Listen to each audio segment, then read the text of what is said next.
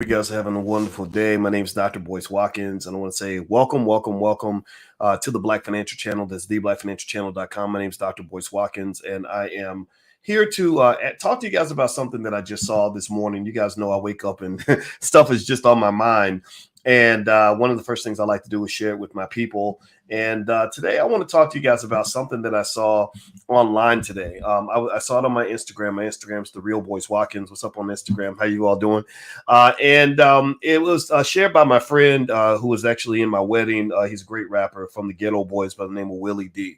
And Willie D is a smart guy. I met him when I did an event in Houston, and Willie just showed up, and somebody told me Willie D was out in the audience and wants to talk to you. And I said, "Oh, okay, great." And I met him, and we've been friends ever since. I just really like this guy. I have a lot of respect for him. He's a very intelligent brother, and I have a tremendous amount of appreciation for our friendship.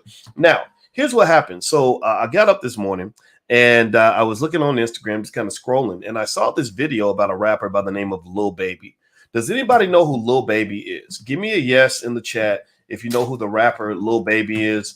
If you've ever seen him, if you know much about him at all. He's about 28 years old, and he's in the Atlanta area. He's very talented. Apparently, a lot of people like him. I'll admit he's not in necessarily my target demographic, even though I know a lot of rappers and I like hip hop and everything else. But Lil Baby, he's out there, right? People know who he is, and there he is right there. You can see him on the screen. If you're on Instagram, you can't see it, but just he's charismatic. He appears to be talented in his way. He likes to wear a lot of jewelry. You see all that ice, so he's always shining. He's always looking fly. He's always kind of doing his thing. Now, I'm going to go ahead and just age myself by admitting that when I came up, rappers, we didn't want to call ourselves babies.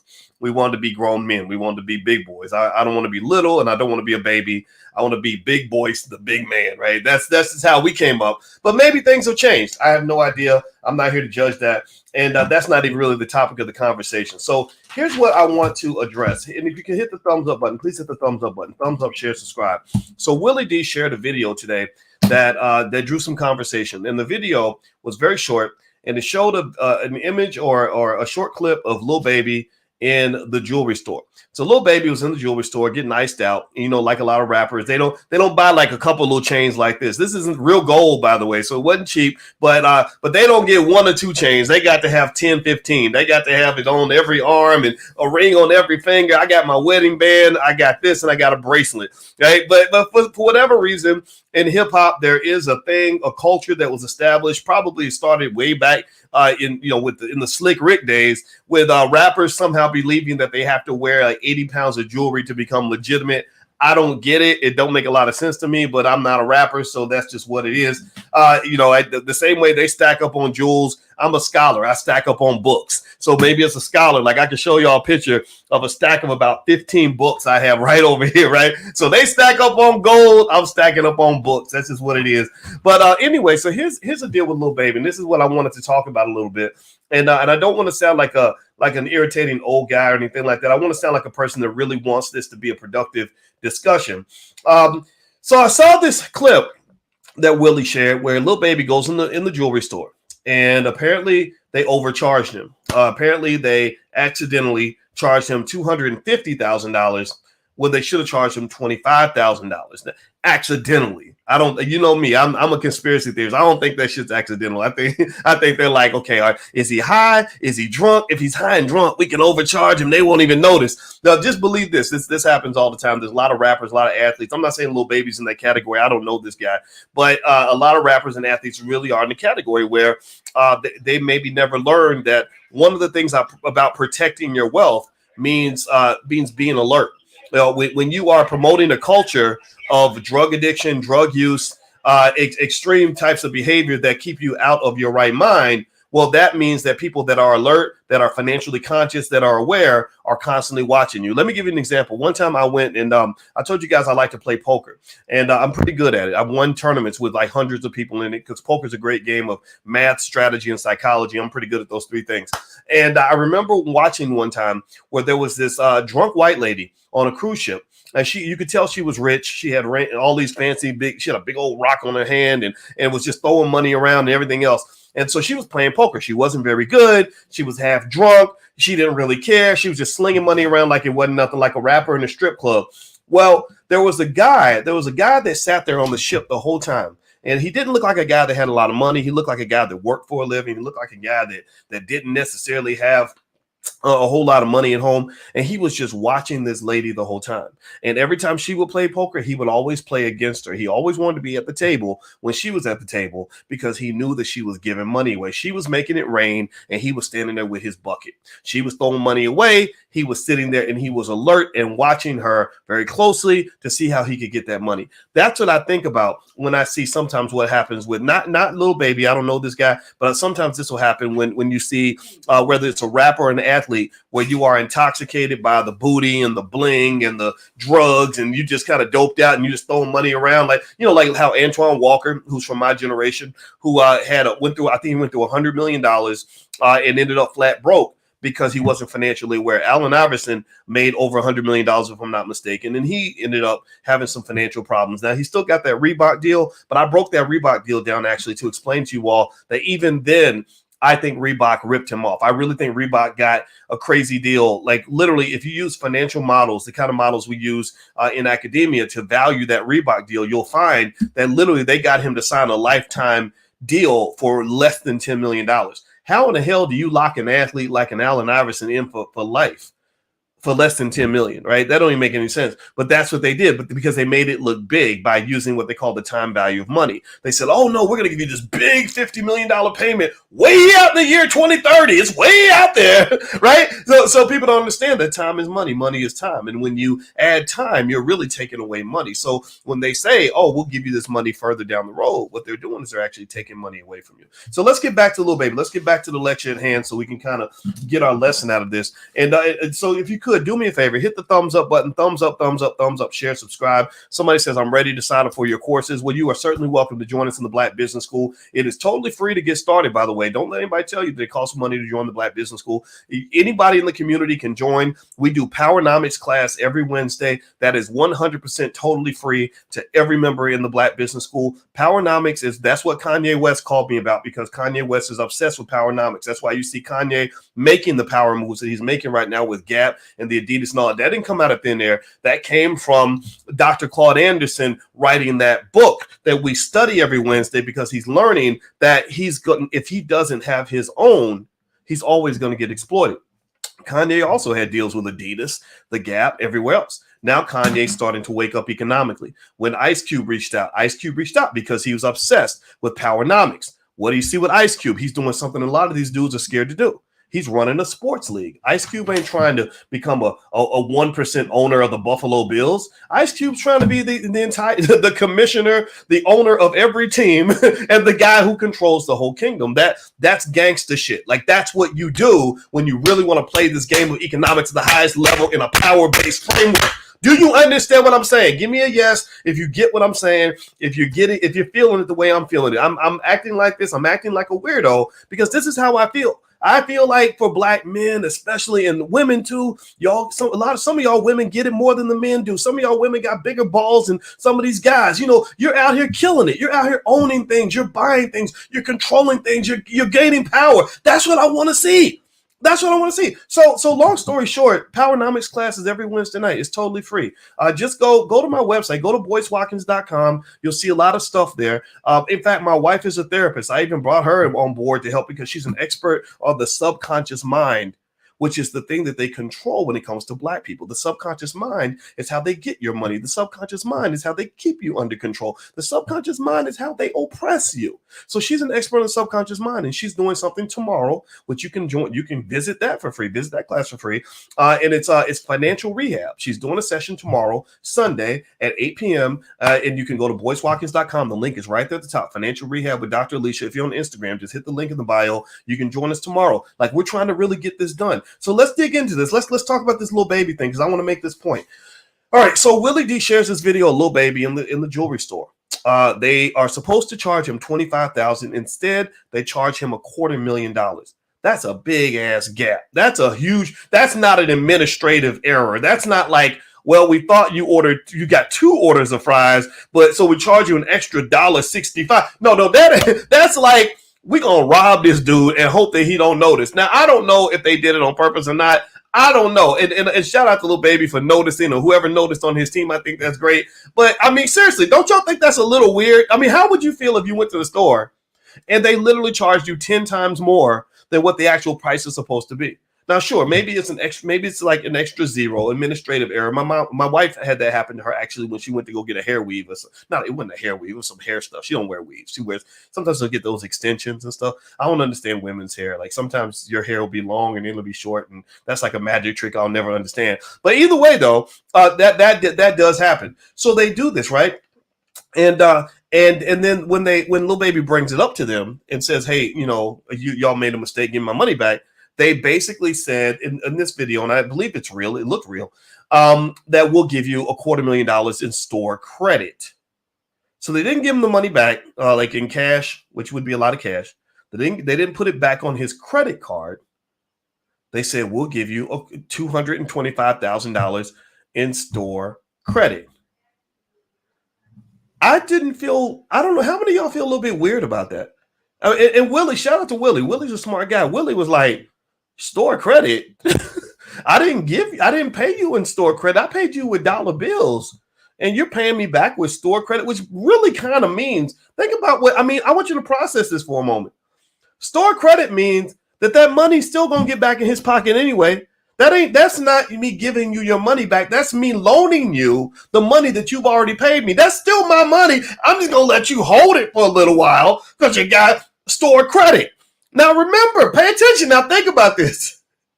He gave them real money. So they've got this money in their bank account. They're going to take this money home and feed their children with it. They're going to buy another property with it. They're going to put one of their kids through college with it, because $225,000 will pay for a 4-year college degree at a lot of universities. $250,000, $225,000 will buy you a whole entire house that will probably appreciate in value to $500,000 in the next 5 years. $225,000 will feed a whole lot of families. It'll buy a whole lot of everything for a lot of people who really need money. So $225,000. I know, I get it. You're a rapper, you're doing shows. They paying you 80 grand a show, 100 grand a show, right? Money ain't nothing but a thing. It's easy. But see, you come from a community where getting $225,000 ain't easy. There's HBCUs out here that would give their left pinky toe to get a $225,000 donation. They can't get that. They can't get their alumni to write a check that big, because 99% of their alumni can't write a check that big. So the reason I took a moment to take this morning to kind of talk about this a little bit is not because I'm beating up on Lil Baby. I get it. I understand. Look, it's his money. They call him Lil Baby, but he sounds like he's a grown-ass man. He's making records, making money, got women, doing well for himself. God bless that, right? So it's his right to do what he wants with his money. So I'm not commanding anything or anybody. I'm not shaming anything. I'm just bringing awareness to it, economic awareness. First step toward having money is to be aware of where the money's being lost. It's like if you have a football team and you're losing games. Like black people, we're losing wealth. We're like a football team that's losing games. The first step toward going from a losing culture to a winning culture is awareness of why you're losing. Oh, well, the reason I went through your stats, and the reason that you're losing every game is because your defensive line is allowing the opposition to get 6, 7, 8 yards a carry. And you can't win football games if your defense is that weak on the front line. So this is what you got to fix if you want to start winning games. Do you understand? It's awareness. It's understanding. So when you talk about economic awareness, everybody want to talk about being woke, what it means to be woke. And Lil Baby, shout out to him. He's known for being a little woker than some of the other rappers. He got invited to the White House by Joe Biden. Now, mind you, they don't invite people that are going to ask the hard questions. They're not going to invite me to the White House. So sometimes I have to work through the rappers and the entertainers to get the message out. So when Ice Cube goes on CNN, me and him talked before he went on CNN to say, okay, I think if you bring this up, this will work. If you bring that up, LL Cool J, I remember once he called me, he got stuck in a political situation. And I said, well, I think if you look at it this way and approach it that way, this will help you deal with the controversy. it worked. I saw him on Jimmy Kimmel, and he said exactly what I said to say, and it worked. I was like, good for him. When Charlamagne the God was interviewing with Joe Biden, I remember saying, I texted him. I said, hey, man, if you ask him about this, this will trip him up. And ask him about that, this will trip him up. So Charlamagne trips up Joe Biden, right? So sometimes we got to work through the entertainers, because the entertainers, unfortunately, are the voices that white folks will listen to. But they don't really want to listen to the scholars. They don't want to really listen to the people that ask the hard questions. They really don't want to listen to the teachers. They really don't want to listen to the lawyers. They really don't want to listen to the doctors. They really don't want to listen to the parents. They really don't want to listen to the people that are really making this damn thing move. Because if the Black community depended on entertainers for us to be safe, secure, strong, and successful, then we would be in a whole lot of trouble. Let's just be clear. It's no disrespect to anybody else, but the people that are holding it down in the Black community are people like you. How many of y'all are parents in here? How many parents we got in the room that are raising the next generation? Raise your hand. Like spending time with your kids, teaching them the things they need to know to be successful. Say something in the chat. Give me a yes in the chat. How many people in the community we have in here that are working hard every day? Where you're getting up every day, working on your dream, working on somebody else's dream, struggling to stay married to a crazy Black man or a crazy Black woman, trying to do everything you can, taking care of loved ones, taking care of relatives that are in the struggle, right? Or maybe you're the most educated or the most economically successful, so you're carrying that weight, right? So to me, you're the engine. You're really the engine of this community. The entertainers are the flash. You represent the substance. They represent the outside of the car that looks pretty and nice. You are the engine of the car. You are the tires that make that thing move. So ultimately, when I'm talking, I'm just going to be 100% clear. I have a bias. I'm not just Black first. I'm really y'all first, meaning that I'll talk about what an entertainer does, but honestly, a lot of entertainers don't impress me very much at all. A lot of them are very weak, very flimsy. They're just famous because a white person put them on TV. That doesn't make them any better than you. And I want to reiterate that to you so you don't get caught up in the frenzy that so many Black people are caught up in, where we worship these entertainers. The entertainers are not the ones that are going to elevate the community to the next level. They got $1 billion and can't even start a damn sports league. Do you know how many brothers I have met with literally not 2 nickels in their pocket who have drawn together the most elaborate and beautiful plans for a professional sports league but can't get the funding for it? And you got rappers that will rap every other track, will tell you how much money they got, but can't show you what they built, can't show you what they're creating, can't show you anything they've done to create more than a couple of jobs for their homeboys. So I'm looking for the rapper who can create 10,000 jobs for Black people. I'm looking for the Black Elon Musk. Elon Musk is gonna, by the time he's done, he will have created probably about 1 million jobs for 1 million people. I want to see the Black Jeff Bezos. Jeff Bezos creates 1.1 million jobs for Amazon. Who is the entertainer that has created even 20,000 jobs for Black people, let alone 1.1 million? That person doesn't exist. It's going to exist, but when that person does exist, it's going to come out of our tribe. It's going to come out of this collective. It's going to come out of this group. It's going to be one of your kids. I kid you not. That's where it's going to come from. When I went to Tulsa, and I'm gonna get back to Lil Baby. I promise. Y'all know me. I rant a little bit, so I got to tell you the whole story. But when I went to Tulsa and I sat down with 5 Black men who are in this group called Tech Stars. Tech Stars is harder to get into than Harvard University. So these 5 Black men, I never know who knows any, I never know who recognizes me and who doesn't. I really don't. So I just assumed that y'all hanging out with white people, so y'all probably don't even know who I am. I walked in there, all these guys ran over to me, and some of them were in the Black Business School, and they were like, Dr. Boyce, yeah, man, I want to talk to you, man, but wow, you inspired me to start my company. And so let me tell you what I saw that really inspired, they got me super excited. These guys literally have companies that have a very reasonable possibility of one day being worth over $1 billion. I kid you not. At some point, I want to bring them on the platform once it's ready. Some of the stuff, when you get to where you're talking about, tens of millions of dollars being invested, that stuff stays top secret for a while. But I cannot wait to show you these guys, because these are the superstars. These are the guys that are going to become the tech billionaires who are going to remember what it means to be pro-Black. And the thing about being pro-Black is that you must include economics and the development of various forms of financial infrastructure as part of your pro-Black agenda. A pro-Black agenda cannot consist of screaming Black Lives Matter in the street on Tuesday and then giving all your money away to the white or the Jewish man running the damn jewelry store on Wednesday. It just doesn't work. It's not consistent. It is a problem. It's a little bit weird. In fact, so I don't sound mean. Let me ask y'all a question. Let's go back to Lil Baby. No disrespect to Lil Baby. Lil Baby, if you're watching, I promise you, man, I don't hate you. Like, call me, man. Just call me. We'll talk. We'll be friends. I respect you, dude. You're killing it. Good for you. So when Lil Baby goes in the jewelry store, right? And they're supposed to charge him $25,000. Instead, they charge him $250,000. So they took $225,000 in cash from him. And then when he goes back to get a refund, they say, we'll give you a store credit. And he says, okay. All right. So I want to ask y'all this question. So let me frame it up so I can answer the right question. So a black man goes into a jewelry store that's not owned by black people, probably owned by a white guy or a Jewish guy or something like that. Maybe Jake the jeweler. I don't know who the hell it was. And he gives him $225,000 in store credit instead of actually giving him his money back. Do you think that if a Jewish man or an Asian man or a white man went into a black-owned business, imagine this. I mean, I want y'all to really think about this. And let's say that there was some Jewish man, Asian man, or white man out there who would go into a black business and spend $25,000. He wants a $25,000 product. That right there is extremely rare. That's a unicorn right there. That's a pink and purple unicorn, right? Like they don't spend that kind of money with us. Y'all will give them all of your money. They'll give you none of theirs. That explains another reason that you have the big wealth leak. That's your wealth leak. That's in economics, we call that a trade deficit, right? There are things that you will do for them that they would never do for you. Never do for you. It's like you dating somebody where you would buy this woman the world and give her all your time and all your money and all your affection, and she won't even text you back. That's how much y'all love white folks, right? So you, ma'am, sir, are the white supremacists. It ain't just them, it's you too.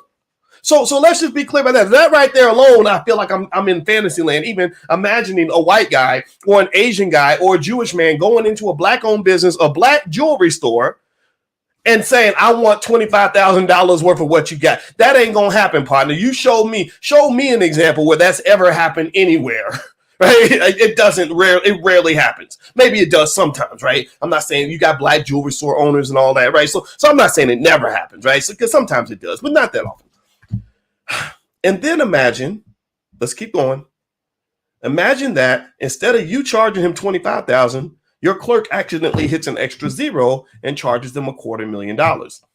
And then when their credit card swipes, somehow no one notices that the number's a lot bigger than what it's supposed to be, and $250,000 comes off their credit card.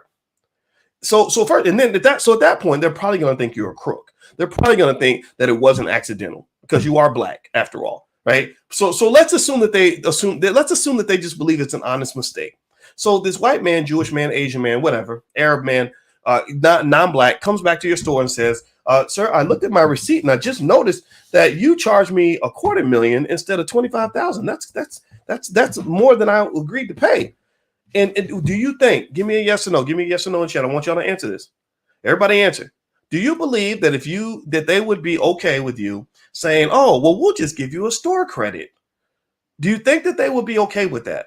And say, no, we're not going to put it in your card. We're not going to give you the money back. We're not going to write you a check. We'll just give you a store credit. So now you can come back and get $225,000 worth of our merchandise. So, like, do you really think that they would be okay with that?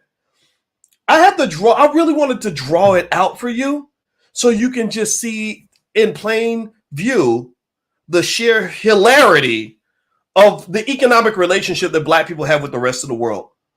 There is shit that they'll do to you and with you and with your money that they would never, ever allow you to ever do to them in 10 million years. Ain't no Jewish man I ever heard of going to take a $225,000 worth of store credit from a black-owned business when he could have got his cash back.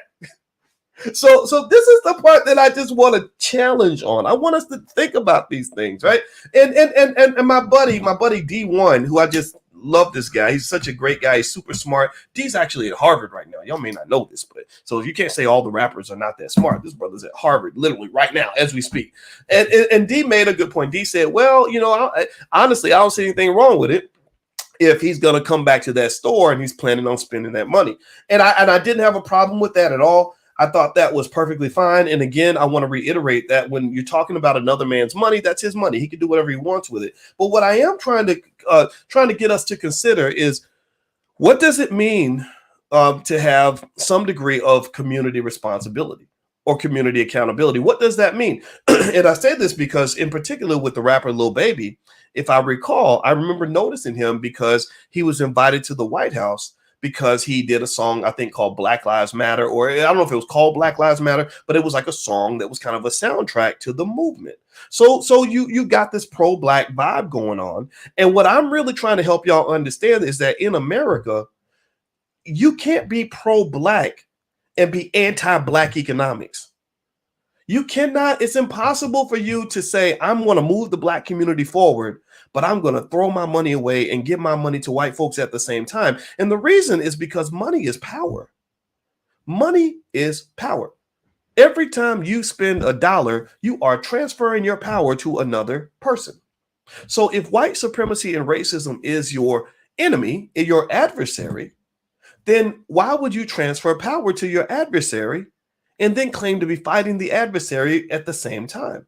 If I'm in a football game, there is no coach in the history of the world who would say that I'm going to win more games by giving the ball to the opposition every time I go on offense. They would say that's insane. You don't do that. You punt if you have to. If you have no other option, you punt the ball. But even then, you're kicking the ball down the field. You're making it hard for them to get down the field. You cannot say sit, hut, and then find the defender and throw the ball to the defender and think that that means you're going to win the game. And that's the problem. In the game of competitive global economics, black folks play the game backwards sometimes. We think, and other groups don't have this problem. Ain't no Asian person gonna run up in your business and drop $250,000 that they could have spent with an Asian business. They're just not gonna do that. That's just a fact. Ain't no Jewish people I've ever met gonna go and say, oh, well, I'm gonna pass up all the Jewish businesses so I can find a black business and go give them $250,000 of my family's wealth. This is capital. That's big money. $250,000 can easily grow to $1 million in about 5 to 10 years if you invest it right. There are lots of flips in the hood. There are places you can buy property you can buy that would literally be worth $1 million in 5 to 10 years. You're talking about legacy, generational wealth. You're talking about the kind of wealth that's transformative in the lives of people. You're talking about the kind of wealth that can, I don't know, pay the lawyers if you get caught up in a RICO charge like they're doing down in Atlanta. I don't know if y'all been following what's going on with the Atlanta rappers, but apparently there's a little bit of a rift between the some of the rap community and the people in the DA's office, prosecutor's office, and the mayor's office. They talking about RICO charges. Last time I checked, the number one goal of a RICO charge, I'm going to talk about that for 1 second, of the biggest goal of a RICO charge is not just to lock you up. It is to devastate you financially. Their goal is, they're like, look, we're the government and we can have you on trial for the next 60 years. And so just being investigated and being on trial with the government means we know that even if you beat the case, you're going to be so financially devastated after we done reclaimed and repossessed all your shit and have drug you through court, have you paying $400, $500 an hour lawyers for the next 10, 20 years. You're going to be so destroyed spiritually that you won't be able to really function at that point. You just won't. When Joe Biden passed his incarceration laws, which is why to this day I'm not voting for that man. I'm sorry. I know y'all hit me up and say, yo, it's the past. You got to forget it. Well, no, to hell with you. No, it ain't the past. It's very real to me. It was very traumatic to watch my friends get 50, 60 years in prison. When Joe Biden passed his little crack cocaine laws to lock up black men back in the 90s, one of the things that he said in one of his speeches is he said, not only will you get a mandatory number of years for having small amounts of crack, far less than what Hunter Biden, his son, carries around, right? Hunter's the crack king. He smokes it up, probably sells it, all this other stuff. But again, this is white. This is racism, right? So his laws don't apply to Hunter. They apply to you, right? Because you are the hunted. His son is Hunter. You are the hunted. So they're hunting you. So not only will you get a minimum number of years in prison if we catch you with this shit, but on top of that, he said the government then has the right to possess everything that you have. To take everything that you have, not just the money you made in the drug deal, not just the money that you have connected to your dope business, but every single asset that you own anywhere at any time. And then anybody connected with you is going to be financially ruined. Do you understand? I knew a guy in Chicago who got caught up in a drug situation. They hit him with a RICO charge. They locked up. They gave him 14 life sentences with no parole. They locked up his brother for 20 years. They locked up his sister for several years, and then they even locked up his mother. They literally did a complete genocide on an entire generation of that family. They wiped the whole family clean. The kids had no parents now because everybody was getting locked up. So this is real stuff. So what I'm saying is that one of the weapons that they use is money. One of the weapons they use is the strategic advantage that the government has an infinite supply of resources. They can literally print money, and your resources are limited. So they just say, hey, we'll just have you in court for the next 5 to 10 years, and you won't be able to really do anything because we're going to take all your money either way. So what I'm saying to you is at the end of the day, here's what I'm saying. Let me circle back on this. And actually, before I conclude on some of this, do me a favor, hit the thumbs up button if you could. Thumbs up, share, subscribe. I could use your help. We don't get corporate sponsorship and all that stuff. We could use your help sharing this video. If you see something here that you think can help somebody, I am a teacher. I want to be helpful. Even when I'm being an asshole, my goal is really to be helpful. Deep down, I want to be a nice guy. I promise you. Sometimes it may not come out like that, but I have to say that because some of the rappers think I hate them because of the way the stuff comes out. But I'm like my dad. It just comes out. I got to say it. So you can't say nobody told you. So if you believe that this helps somebody, if you could share the video, subscribe to the channel and all that, that really helps us out a lot. Also, I want to remind you that my wife is doing financial rehab. We opened up that class tomorrow for free. So if you go to boycewatkins.com, or if you on Instagram, click the link in the bio, and you can go look for financial rehab with Dr. Alicia. And she talks about the psychology of how you view money and how that affects your spending habits, how that affects your investing habits, how that affects trauma. Financial trauma is a very real thing. She's a certified trauma professional. Lots of Black people are traumatized. A lot of these psychological variables that you don't talk about really have a huge effect on how you view all your choices, right? So Lil Baby, I looked at Lil Baby's background. He's probably been traumatized. His father left when he was 2 years old. It was just him and his mother. I think he had a sibling or two. And then by the time he's in high school, he drops out of school and starts getting locked up on dope charges. All that is very traumatic. So ultimately, what I want to say is I think that we should have compassion. Right. When we and I'm learning this, I promise you, I'm trying to learn this, that, when we see people doing things that don't make a lot of sense, I think it's important that we try to understand what's going on, how the post-traumatic slave syndrome kind of works, and how we can kind of help each other kind of work through some of this. Because one of the challenges that you have is that some of your wealthiest, most powerful people are giving away all of your economic resources. And then there's nothing left for the community. So you are representing this hood. You are a representative of the hood. You come from your hood. You come from your block. You're rapping about your block all around the world. Millions of dollars are being made because of the legacy built by your block. But then every time you go back to that block, it's still the same old block. Well, to me, that block should be beautiful by now. That block should be wealthy by now. That block should be completely Black gentrified by now, where you have the nicest of everything because all this wealth was made off of the trauma and the suffering and the pain and the misery experienced by people on that block. So to me, if millions of dollars, even billions of dollars are being made from the trauma experienced by the people on that block, then why aren't the people on the block benefiting from all the economic rewards that should come from the fact that their trauma has been commercialized on a mass scale? I need y'all to really think about that. You can't represent a hood and I mean, really represent a hood and make a lot of money from representing that hood and then have that hood still be the hood. That doesn't make any sense. So do me a favor, thumbs up, share, subscribe. Also, don't forget, everybody, the All Black National Convention is coming up. That's going to be in Charlotte, North Carolina. If you go to allblacknationalconvention.com, you can take a look, and I hope you'll join us in Charlotte. It's going to be hundreds and hundreds of people. It's a great experience. It's a completely Black-owned. We can invite whoever we want. So we're going to have some interesting people this year. We got a billionaire, Mike Roberts. We're going to have a conversation with a billionaire. He's a Black billionaire who's very pro-Black, and I love Mike Roberts. The former CEO and current chairman of the board of the Air Jordan brand is joining us, Larry Miller. Larry Miller is a brilliant guy. All these kids run around wearing Jordans. Well, that's because of Larry. It's because of Larry's genius. Larry is the reason that all these kids want to get Jordans or spend hundreds of dollars on Jordans. He's a smart guy. He's 100% pro-Black, and I really like this guy a lot.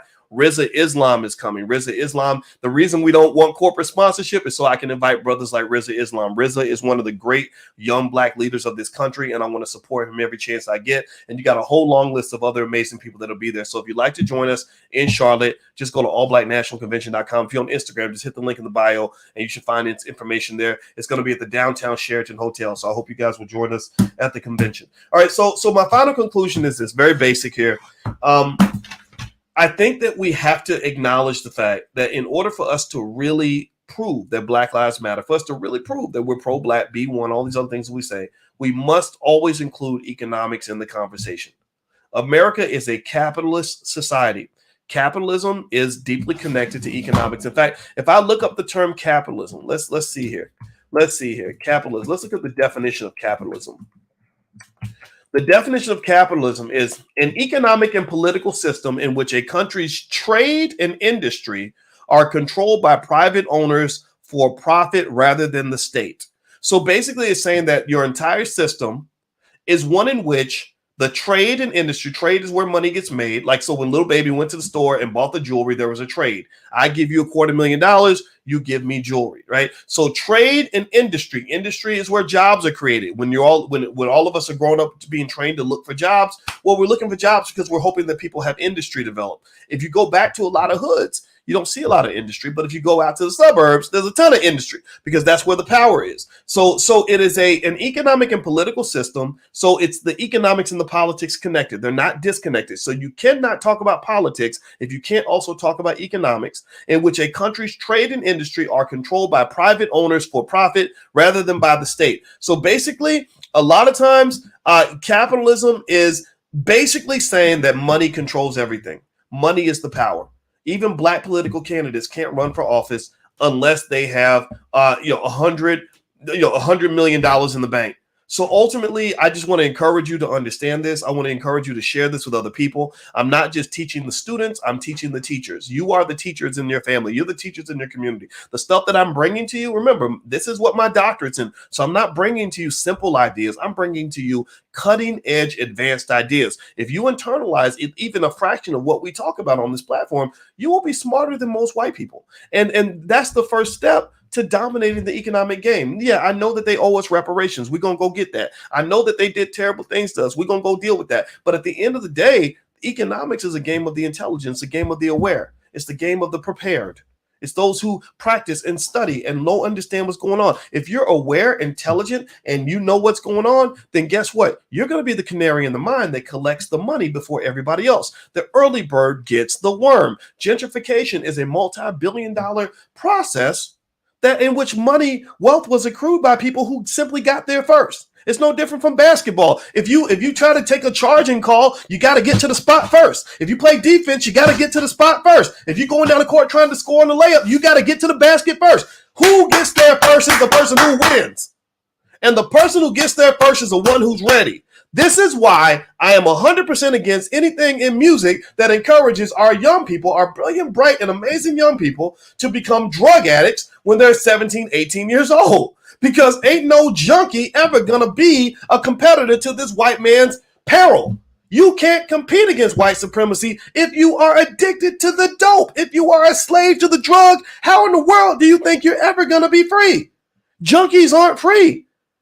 When you have the relationship between the pusher and the junkie, the pusher has all the power.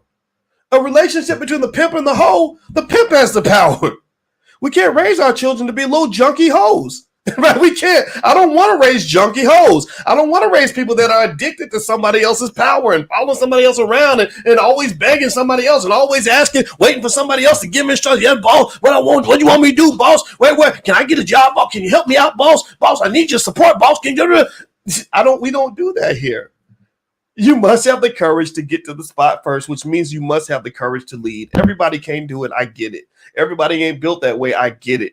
But some of y'all got that in you. And I'm the person who's just going to be in your ear periodically to encourage you to just go for all of that shit.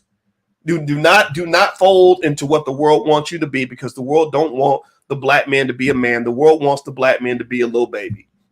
No disrespect to Lil Baby. I know that was that was a little bit mean what I just said. I'm not dissing that, but really, I want some big men and big women. I want some people that really want to lead. That's what I think. That if you do that, I think you're going to win. And the reality is, at the end of the day, while racism is very real, a white man will never be able to stop you from picking up a book. A white man will never stop you from starting a business. A white man will never stop you from taking care of your kids. A white man will never stop you from buying property. A white man will never stop you from getting what's yours if you're prepared and if you do the right thing and if you move forward with intention.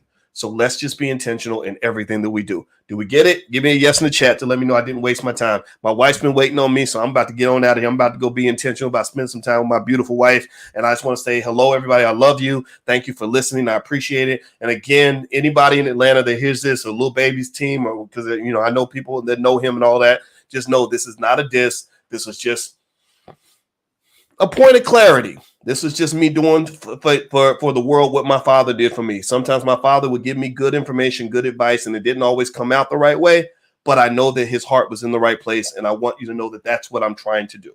Okay, so thumbs up, share, subscribe if you have not done that yet.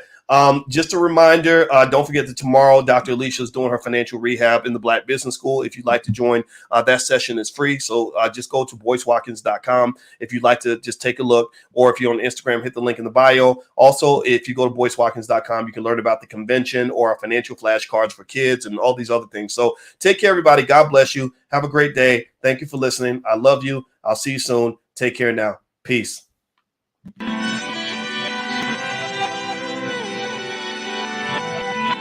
Here we are, clan the isms, cataclysm, great.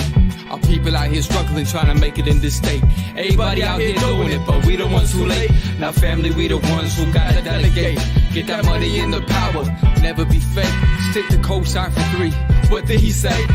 Create jobs, support our own. Educate the same and buy back your home. Got 3 degrees, triple 10. 3 PhDs, now we on the CNN. DBTV, let's talk about negligence. Ignorance is bliss, but we can turn it to intelligence. Believe none of what you hear, half of what you see. Let's break it down here on Dr. Boyce TV. Here we are.